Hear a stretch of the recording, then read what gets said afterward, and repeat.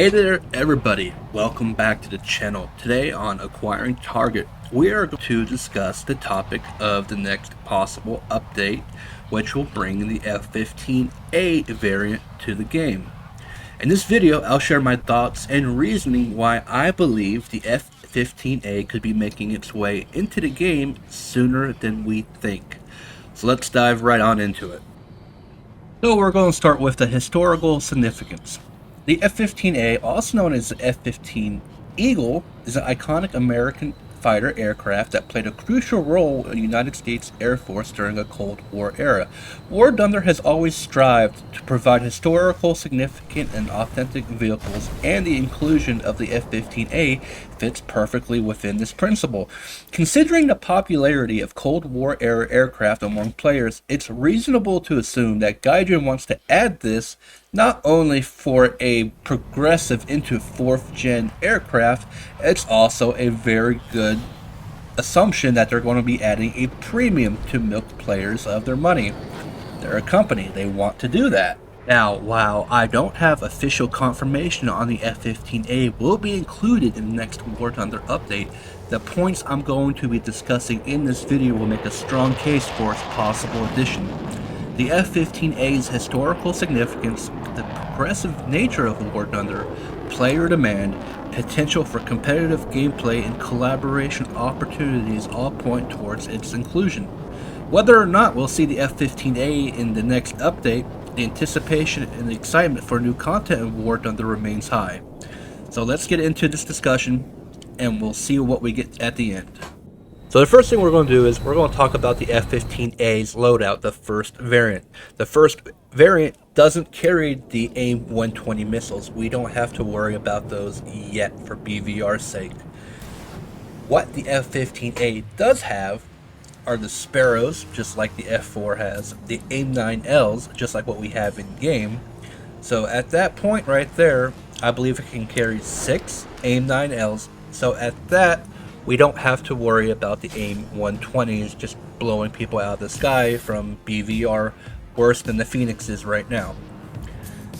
The cool thing about the F-15A is the ground attack munitions that it carries. This thing is a bomber.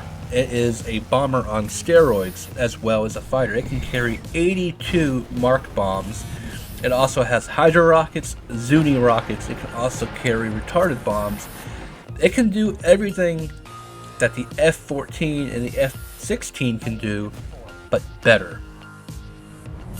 We're going to be talking about the radar next. It has an AN/APG-63 radar. It is a Doppler pulse technology, and I believe it's going to be the strongest radar we will currently have in game once the F-15 is added, and they implement it correctly. Not only does this thing have an extremely long range, it can actually have multiple lock-on and fire capabilities. Second, it can track. Next, we're going to be talking about the radar. It has an AN/APG-63 pulse Doppler radar. I believe this is going to be the strongest radar we will currently have in the game. It has multiple lock-on and fire capabilities. It has a tracking capability where you can lock multiple targets, fire, and forget as well. It has I believe it has a ground radar already built into it, so you can lock ground targets, fire, and forget. So we will also have GBUs as well. Then we're going to talk about the F-15A's power plant. It has two Pratt & Whitney F100 PW100 turbofan engines. They have a proximate thrust, I believe, about 15,000 pounds each, so they're working in tandem. They'll generate about 30,000 pounds. They're not going to be the strongest engines in the game since this is going to be the A variant, but it's still going to be able to hold its own against what we currently have for other 4th gen aircraft. Now, I believe the max speed of the F-15A is Mach 2.5 or about 16 or 1700 miles an hour.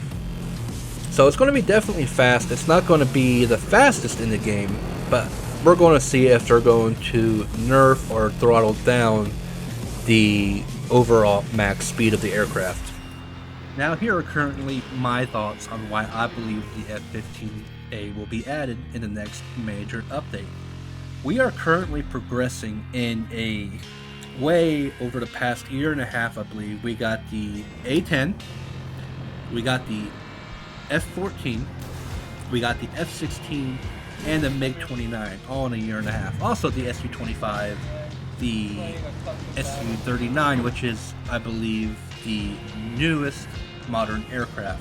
We also got to look at how this game is starting to have a parabolic growth of newer modern aircraft, as Gaijin is wanting to broaden its wings in a way to compete with other fight games like DCS. They're trying to attract new players with these new fancy aircraft, these new modern aircraft and tanks, especially if they give us a F-15 late model as well as a premium, or vice versa. They give us the F-15A as a premium, then give us the F-15 late, or the B model, as a premium. Going to wrap all this up, the main points I like to make is the F-15A will not have a overpowered weapon system compared to what we have in game now.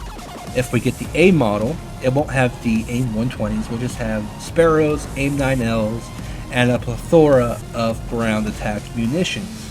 We will have an advanced radar. We will have a higher than what we have currently in-game weapon loadout for multi-role functions. We'll be progressing in the generational aircraft tree as well.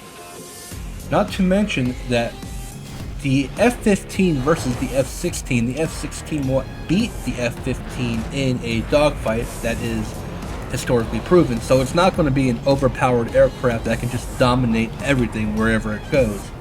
It's still going to have a fair matchup, and it's made to counter the Su-27, in which we will most likely get in the same update. Just like how we got the F-16 and the MiG-29 in one update, we'll most likely get the F-15A and the Su-27 in the same update. So let me know what you guys think in the comments below, and if you haven't already, please hit the like and subscribe button. That helps me out tremendously.